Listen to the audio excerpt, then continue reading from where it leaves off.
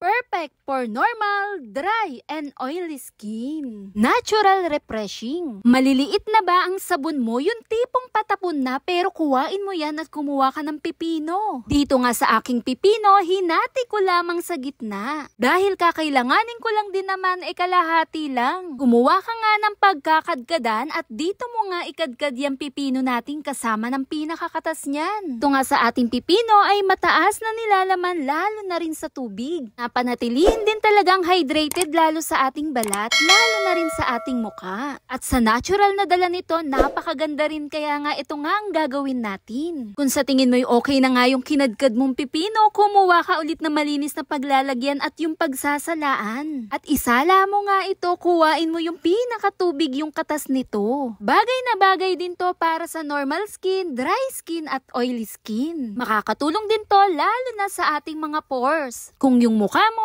meron na naman din talagang tigyawat, abay eto na lang din talaga. Dahil tumutulong linisin ang yung balat ng maganda habang pinapalusog ito ng walang labis na pagtuyo. Dahil ang pipino, cucumber ay isang banayad na astringent. Ang ibig sabihin na sila ay nagpapahinga at humihigpit lalo sa ating mga pores. Pagkatapos mong ampigain yung pipino, kuhain ang katas, kumuha ka ulit ng malinis na paglalagyan, yung lumang sabon na gusto mong gamitin, kuhain mo na yan. Kung maaari, mild soap nga lang din po ang gamitin natin. At kadkadin mo nga ito kesa naman masayang at matapon, gamitin natin yan. Dito nga sa aking ginamit na moisturizing soap, naglalaman din talaga ng natural at lambot lalo sa ating paggamit. Pagkatapos mo nga kadkadin yung ating sabon, isalin mo na rin dito sa kinatasan nating pipino. Kumuha ka naman ng 100 ml na distilled water po. Kung meron naman po kayong rose water, mas maganda po yan. Kailangan din po dito ay yung distilled lang. Pagkatapos, halu-haluin mo nga ito hanggang makita mo yung nagbubula na rin ang datingan niya. Kailangan mo lang din talaga manong-manong halong-halo at yung malaitsura niya rin talagang bubbles na. At magpiga ka nga dito ng kaunting lemon lang po. Kung meron naman kayong half na lemon, ayan na lang po ilagay mo dito. Halu-haluin mo nga ulit. Dito nga sa ating gagawin, sadyang magagamit mo rin talaga pang matagalan pa. At kung yung mukha